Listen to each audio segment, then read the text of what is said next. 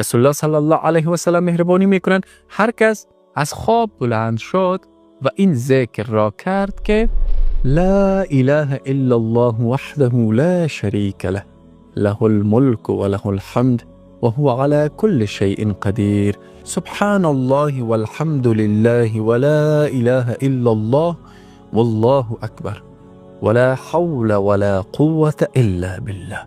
و بعد در پایانش گفت رب اغفر لی. رسول الله صلی الله علیه و سلم مهربانی میکنند که تمام گناهان این فرد بخشیده می شود، حتی اگر به اندازه کف دریا باشد. و در روایت دیگه در ادامه می آید اگر این فرد بعد از آن برود وضو درست کند و بیاید به نماز بیستد، الله متعال نمازش مورد استجابت واقع می کند. و اگر کسی بعد از نماز این ذکر و این